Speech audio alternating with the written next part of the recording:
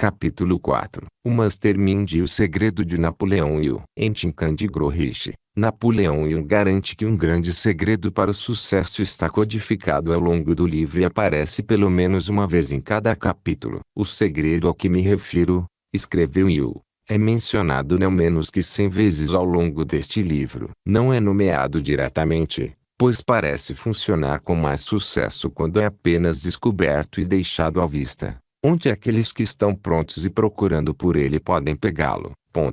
Se você estiver pronto para colocá-lo em uso, reconhecerá esse segredo pelo menos uma vez em cada capítulo. Respeito a metodologia de Hill, mas suponho que, se você está lendo este trabalho suplementar, provavelmente já dispõe de iniciativa para apreciar e aplicar o segredo. E, se não dispõe, mais algumas indiretas a respeito não vão fazer qualquer diferença. Por isso vou começar este capítulo fornecendo o meu entendimento do segredo de Hill, que ele ligou ao processo do Mastermind. O segredo é ilustrado, às vezes de modo surpreendente, em muitas anedotas e histórias de Chincandigro Rishi, mas penso que está mais bem exposto na descrição do vendedor Edwin C. Barnes, que apostou tudo na realização do objetivo de se tornar sócio de Thomas Edison. Como conta Hill, Barnes apareceu um dia, sem avisar e falido, à porta do laboratório de Edison em Orange, New Jersey. Você pode ler o relato resumido no capítulo 6. Embora tivesse chegado à cidade em um trem de carga,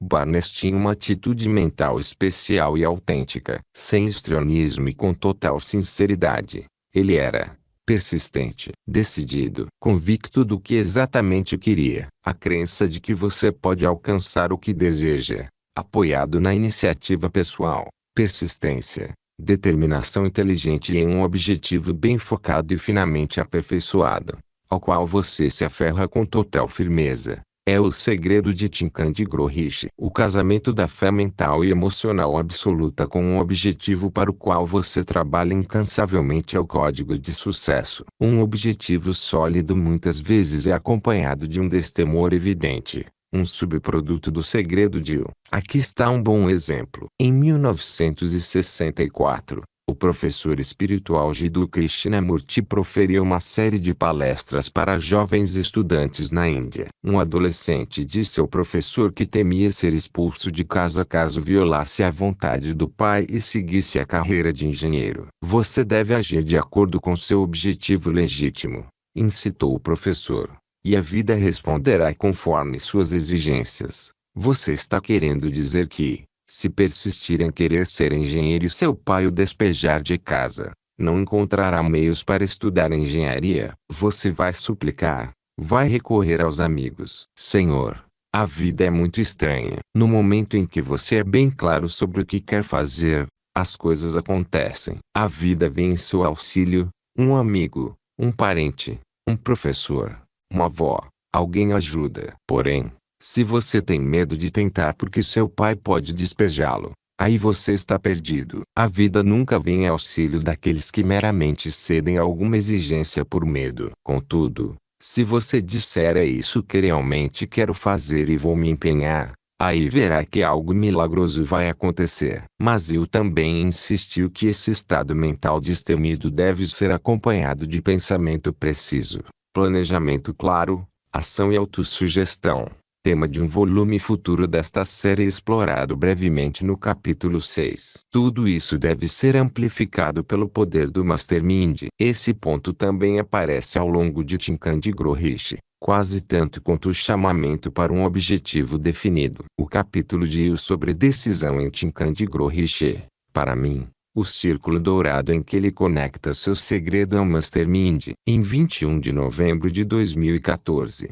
2 dias antes do meu aniversário, eu estava relendo Chincandigro Rishi, por via das circunstâncias. Estou revisando este trecho no mesmo dia, 3 anos depois, e fiz a seguinte anotação na margem daquele capítulo: compromisso absoluto, inabalável, apoiado pela retidão. Esse é o poder a que ele se refere. Sim, mas, de novo, esse poder deve estar unido ao Mastermind. No mesmo capítulo, Hill dá o exemplo-chave dessa dinâmica conjunta entre o código do sucesso e o mastermind. Ele faz isso ao retratar os comitês de correspondência, células pré-revolucionárias da América colonial. Os membros dos comitês viriam a planejar e assinar a Declaração de Independência e mais tarde organizar a Convenção Constitucional. Também fiz a seguinte anotação durante a leitura naquele dia: comitês de correspondência é igual mastermind. Sim. De novo, para demonstrar exatamente como Hill casou seu segredo com o mastermind, reproduzo abaixo a seção-chave de Tincandro-Riche. Pode lhe interessar saber como descobri ao escrever este livro, que fiz minha anotação sobre compromisso absoluto no final da passagem sobre os comitês de correspondência que selecionei para citar. Fiz a seleção antes de escrever os parágrafos de abertura deste capítulo sem me dar conta de que meu ponto de parada era exatamente o lugar onde se acenderam para mim as luzes sobre a conexão entre o segredo de Hill e o mastermind. O seguir, o trecho de Tincandro-Riche é a conclusão especial de Hill. Estude com cuidado. Quando Hill escreve sobre poder, refere-se ao segredo que acabamos de abordar, as habilidades atreladas à decisão mental. O trecho é uma ilustração concreta de como um objetivo principal definido e a ação do mastermind fazem parte do mesmo processo criativo. Os fundadores e o mastermind, a maior decisão de todos os tempos, no que diz respeito a qualquer cidadão norte-americano, foi tomada na Filadélfia em 4 de julho de 1776, quando 56 homens assinaram um documento que, eles sabiam, traria liberdade a todos os norte-americanos ou levaria cada um dos 56 à forca. Você já ouviu falar desse famoso documento, a Declaração de Independência, mas tirou dele a grande lição de realização pessoal tão claramente ensinada. Todos lembram a data dessa decisão importante, mas poucos percebem a coragem que ela exigiu. Recordamos história conforme foi ensinada. Lembramos datas e nomes dos homens que lutaram.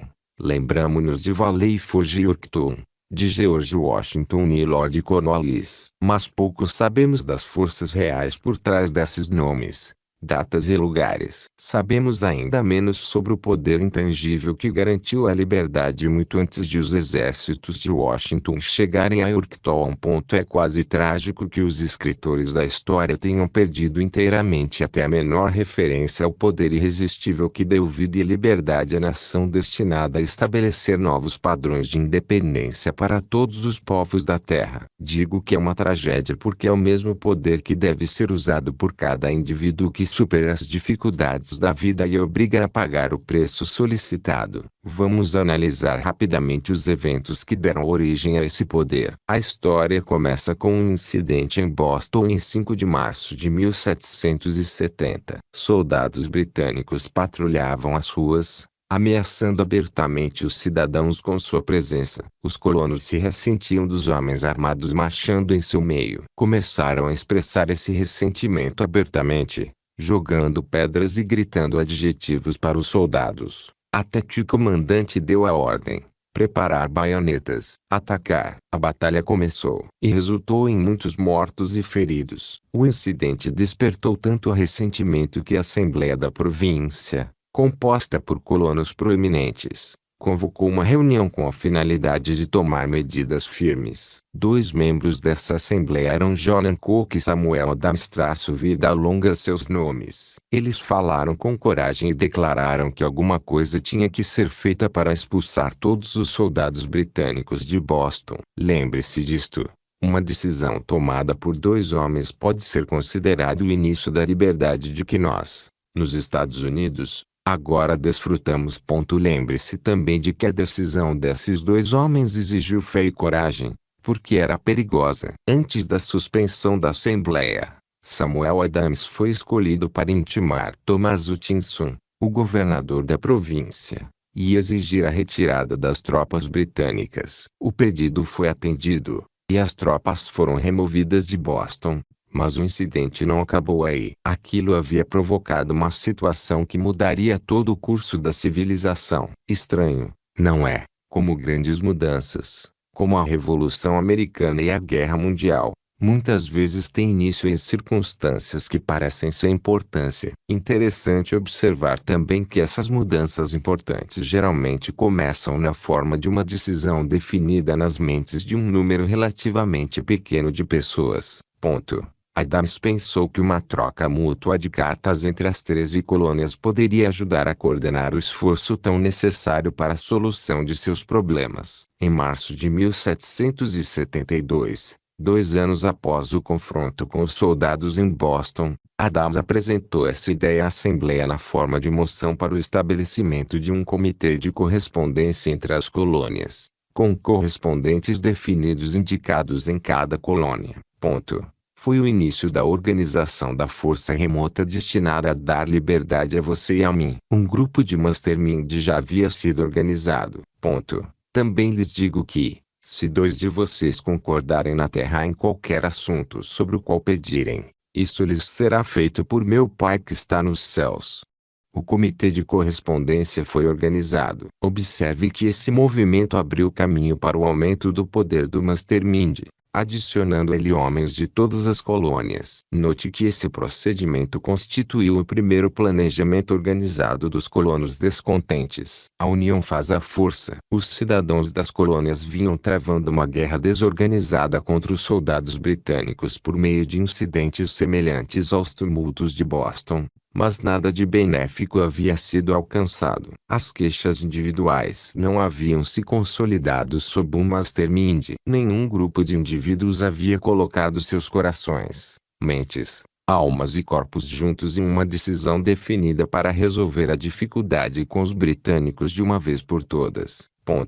Enquanto isso, os britânicos não estavam parados. Eles também planejavam e se dedicavam a um Mastermind, e tinham a vantagem de contar com dinheiro e exército organizado. A coroa nomeou Thomas Gage para substituir o Tinson como governador de Massachusetts. Um dos primeiros atos do novo governador foi enviar um mensageiro para intimar Samuel Adams com o objetivo de tentar deter sua oposição, pelo medo. Samuel Adams tinha 2 opções. Podia cessar a oposição e receber propina pessoal ou podia continuar e correr o risco de ser enforcado. Claramente, havia chegado a hora em que Adams era forçado a tomar uma decisão imediata que poderia custar sua vida. A maioria dos homens teria dificuldade de chegar a uma decisão. A maioria teria enviado uma resposta evasiva, mas não Adams.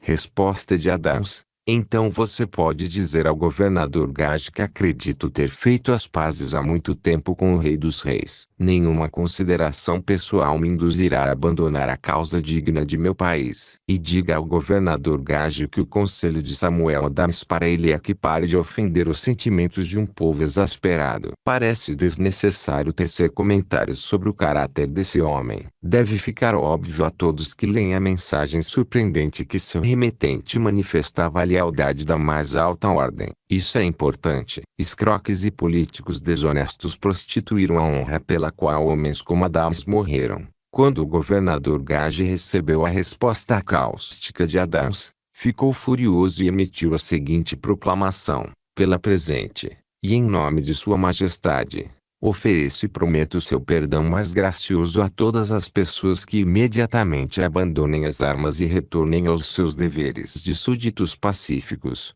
excluindo do benefício desse perdão apenas Samuel Adams e John Hancock, cujas ofensas são de natureza muito flagrante para admitir qualquer outra consideração senão a punição. Adams e Hancock estavam no centro das atenções. A ameaça do governador irado forçou os 2 homens a tomar outra decisão, igualmente perigosa. Eles convocaram às pressas uma reunião secreta de seus seguidores mais determinados. Aqui o Mastermind começa a tomar impulso.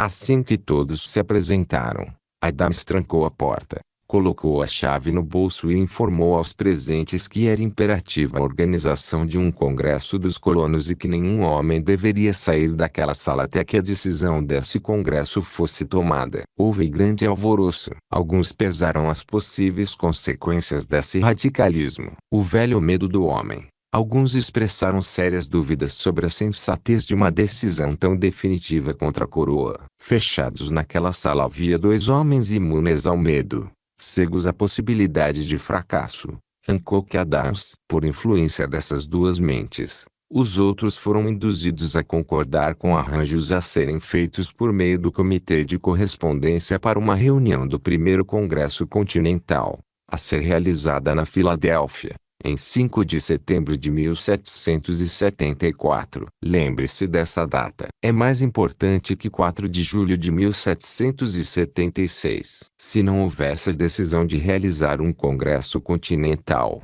não haveria assinatura da Declaração de Independência. Antes do primeiro encontro do novo Congresso, outro líder em uma região diferente do país estava profundamente envolvido na publicação de uma visão resumida dos direitos da América Britânica. Era Thomas Jefferson, da província da Virgínia, cujo relacionamento com Lord Dunmore, representante da coroa na Virgínia, era tão tenso quanto o de Hancock e Adams com seu governador. Pouco depois da publicação de seu famoso resumo dos direitos, Jefferson foi informado de que estava sujeito a processo por alta traição contra o governo de Sua Majestade. Inspirado pela ameaça, um dos colegas de Jefferson, Patrick Henry, emitiu corajosamente sua opinião, concluindo as observações com uma frase que deve ser um clássico eterno: se isso for traição, tire proveito máximo dela. Foram homens como esses que, sem poder, sem autoridade, sem força militar, sem dinheiro, se dedicaram à solene consideração do destino das colônias, começando com a abertura do primeiro Congresso Continental e prosseguindo em intervalos, durante 2 anos, até que, em 7 de junho de 1776, Richard Riley levantou-se, dirigiu-se ao presidente e assustada Assembleia e apresentou uma moção: senhores, apresento a moção de que essas colônias unidas são, e devem ser por direito, estados livres e independentes, desobrigados de toda a lealdade à coroa britânica, e que toda conexão política entre elas e o Estado da Grã-Bretanha seja, e deva ser, totalmente dissolvida. A surpreendente moção de lei foi discutida fervorosamente, e por tanto tempo que ele começou a perder a paciência. Finalmente, após dias de discussão, ele tomou de novo a palavra e declarou em voz clara e firme: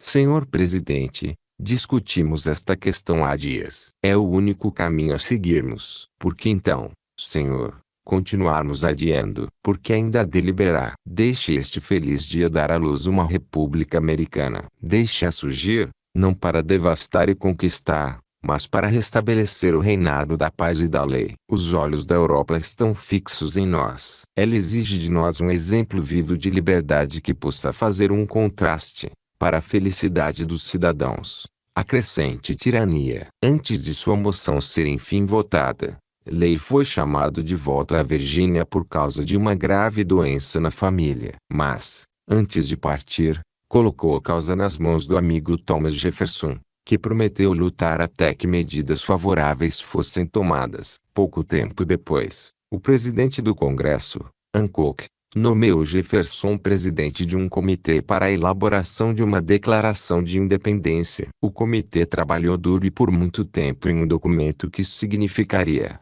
quando fosse aceito pelo Congresso, que todo homem que o assinasse estaria assinando a própria sentença de morte se as colônias perdessem a briga com a Grã-Bretanha, que certamente aconteceria a seguir.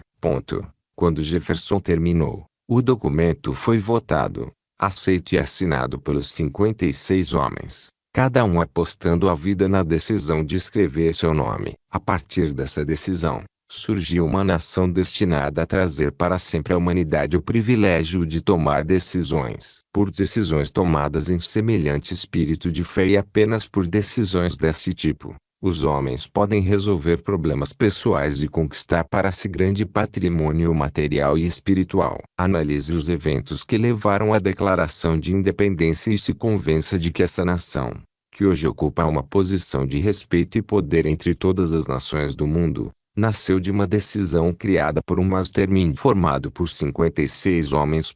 É claro que nem todo grupo de mastermind será tamanho portento ou incutirá em seus participantes tamanha profundidade de visão, propósito e destemor. Mas eu uso o exemplo dramático para enfatizar o papel inestimável que um grupo deve desempenhar no despertar de sabedoria, coragem, pensamento flexível e apetite por empreendimento e risco inteligentes. Existem certas alturas que simplesmente não podemos escalar sozinhos. Embora eu tenha enfatizado a importância da determinação, o hábito de chegar a decisões com rapidez e firmeza e de raramente revertê-las, e só fazê-lo quando surgirem novos fatos ou condições radicalmente modificadas, também insistiu em que indivíduos motivados não podem agir sozinhos. Assim como qualquer pessoa decidida inteligentemente procuraria o conselho de um amigo ou colega de confiança antes de fazer um movimento importante,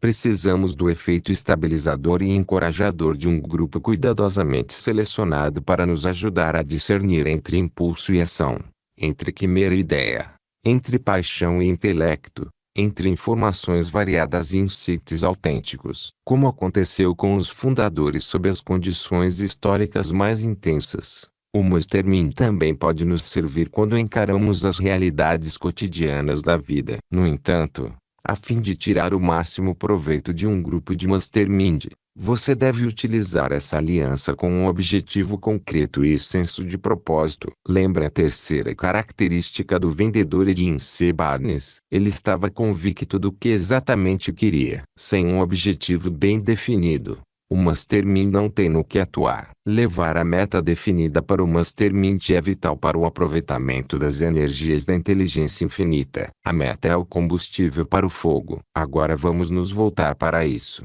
O mastermind e seu objetivo definido. Muitos escritores de desenvolvimento pessoal observaram os efeitos da comunidade, dos relacionamentos e das parcerias na capacidade de se atingir um objetivo. Mas você deve primeiro ter um objetivo sério, apaixonado e viável. Um objetivo verdadeiro não é um devaneio ou fantasia. Sua meta pode ser ousada, mas deve ser acessível e submetida a planejamento e ação organizados. Costumo dizer às pessoas que um objetivo autêntico é, por definição, alcançável. Caso contrário, é apenas uma esperança vã. Ao estabelecer um objetivo genuíno e significativo, recomendo com frequência um exercício retirado de um folheto notável que mencionei anteriormente chamado It Works, publicado anonimamente em 1926 por um executivo de vendas de Chicago chamado Herbert Haight, 1874 a 1937. Jarrett é uma das figuras que mais admiro na cultura metafísica norte-americana. Com base na experiência pessoal em anos de trabalho com suas ideias em experimentos em silêncio,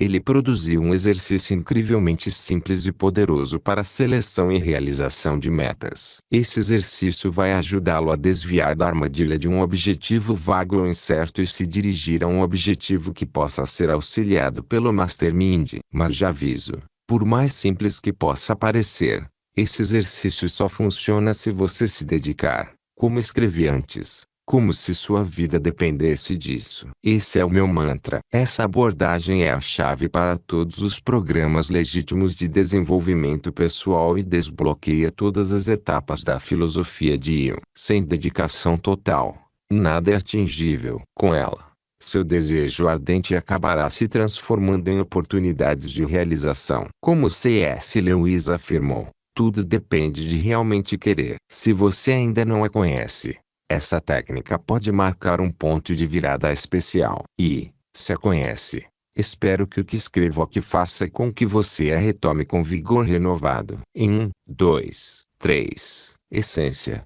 Jarrett estilou um programa de filosofia da mente criativa em 3 etapas básicas, que adaptei assim. Elabore com cuidado uma lista do que você realmente quer da vida. Isso pode significar trabalhar em sua lista por dias, semanas ou até meses. Escreva e reescreva até sentir-se moralmente certo de que a lista contém seus desejos mais profundos. Depois de ter sua lista modelada em uma verdade absoluta, anote-a como um contrato pessoal e leve-a consigo. Leia-a de manhã, à tarde e à noite. Pense nela sempre. Misture sua leitura e pensamentos com sentimento. Sua lista deve despertar seus desejos mais queridos. Não diga a ninguém o que você está fazendo, a fim de permanecer firme em sua determinação. Demasiadas vezes revelamos aos outros nossos desejos de forma tola e precipitada. Muitas vezes as pessoas rebaixam ou descartam os sonhos de amigos, colegas de trabalho e membros da família, perturbando seu equilíbrio e esgotando seu moral. Não deixe isso acontecer com você. Permaneça em silêncio. O Mastermind é seu canal apropriado. Quando os resultados chegarem, expresse gratidão. Como pode um exercício tão simples funcionar? Funciona porque nos leva a fazer algo que achamos que fazemos o tempo todo, mas raras vezes tentamos. Aceitar honestamente nossos desejos mais verdadeiros. Conhecer seus desejos pode invocar energias e possibilidades que você não sabia que existiam. A maioria de nós passa pela vida preguiçosamente, pensando que sabe o que quer: uma nova casa, um companheiro amoroso, um emprego melhor, etc. Ou somos consumidos por desejos passageiros, que experimentamos e satisfazemos por um momento, como Isaac vendendo seu direito de primogenitura por uma tigela de sopa. Mas insisto, sente-se sozinho, de maneira madura e contínua, despojado de todas as convenções, inibições e constrangimentos, e pergunte o que realmente deseja da vida. Tente esses 3 passos. Jogue-se neles. É quase certo que o resultado o surpreenderá. Chegando ao que interessa. Agora afirmo que você, como Edwin C. Barnes, deve selecionar a coisa que deseja acima de tudo. Nos passos acima, pedi-lhe para compilar uma lista de coisas. Existe uma contradição. É aqui que me afasto de Jarrett e me apego mais ao ideal defendido por Napoleão Hill.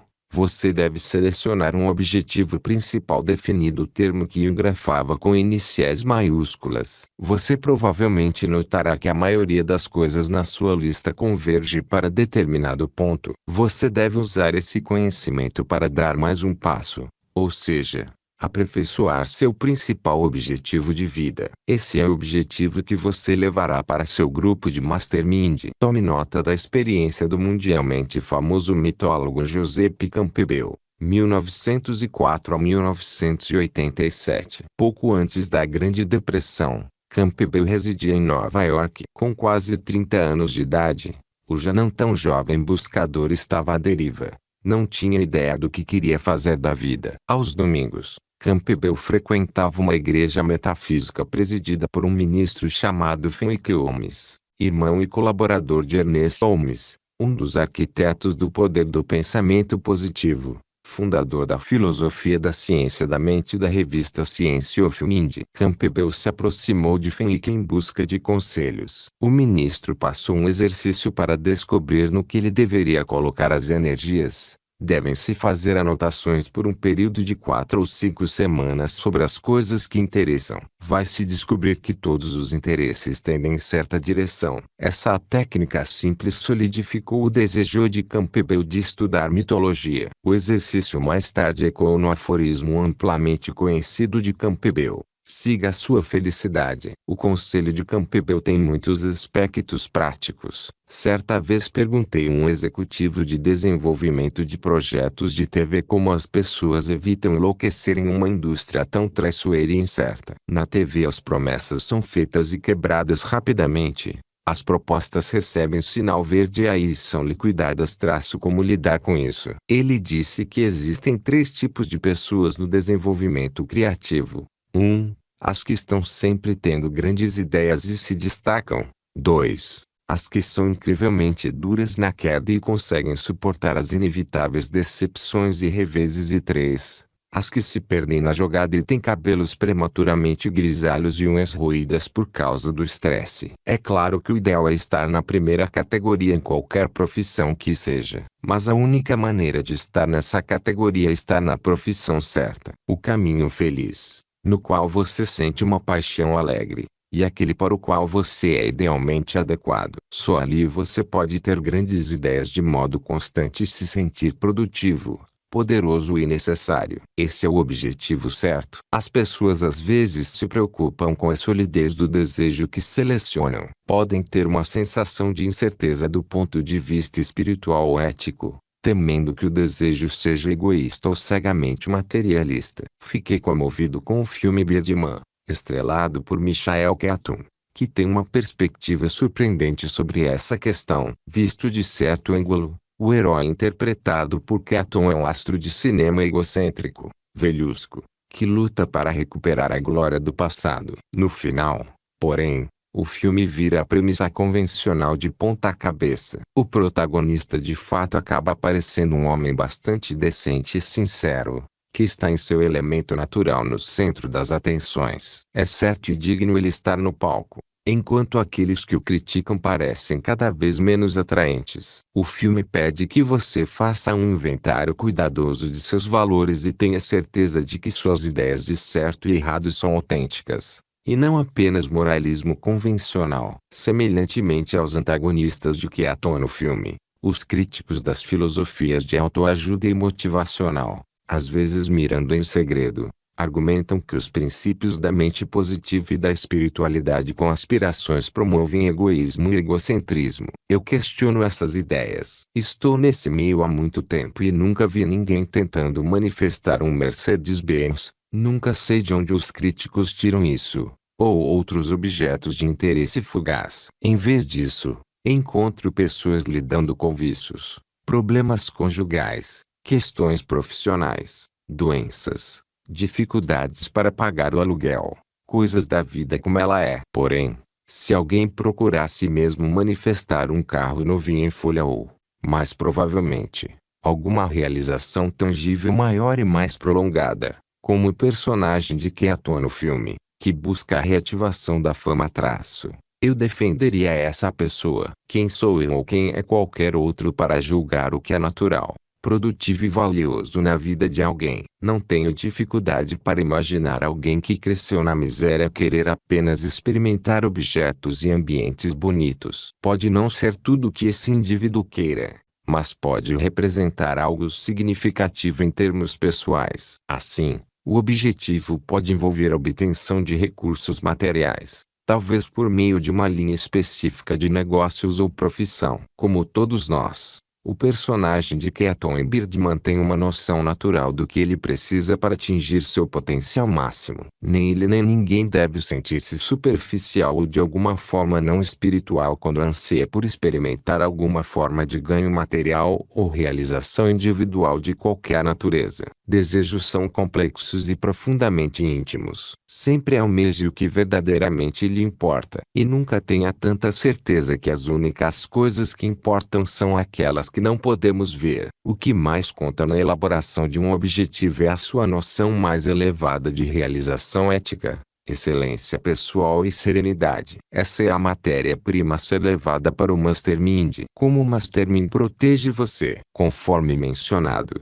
as intenções das pessoas ao redor desempenham um papel vital na maneira como seus planos e ideias que se desenrolam. Por isso Will compartilhou o princípio de Roy Jarrett de que nunca se devem divulgar ideias, sonhos e necessidades a qualquer um de modo fortuito. E fez especial advertência contra o vazamento de planos com os quais se está profundamente comprometido a conhecidos aleatórios, parentes, amigos e colegas de trabalho que, por meio de opiniões e julgamentos descuidados ou maliciosos, podem abalar sua confiança e contradizer seus instintos e pesquisas. Sem dúvida, a fraqueza mais comum de todos os seres humanos, escreveu Will Chandra-Rohish, é o hábito de deixar a mente aberta à influência negativa de outras pessoas. Essa fraqueza é tão danosa porque a maioria das pessoas não reconhece que é amaldiçoada por ela, e muitas que reconhecem negligenciam ou rejeitam a correção do mal até este se tornar parte incontrolável de seus hábitos diários. As únicas pessoas com quem você deve falar sobre seus planos são aquelas que têm conhecimento especializado do assunto ou estão dispostas a compartilhar ou vender esse conhecimento a preço justo. A exceção a isso é sua aliança de Mastermind. Esse é um benefício fundamental do trabalho com um grupo de Mastermind. O Mastermind protege de comentários ou opiniões equivocados ou ignorantes. Esse é um ponto que o enfatizou repetidas vezes e ao qual vale a pena retornar. Ele observou em Chandra-Rohish: opiniões são as commodities mais baratas do mundo. Todos têm um monte de opiniões prontas para serem dadas a qualquer um que as aceite. Se você for influenciado por opiniões, quando chegar a decisões não terá sucesso em nenhum empreendimento.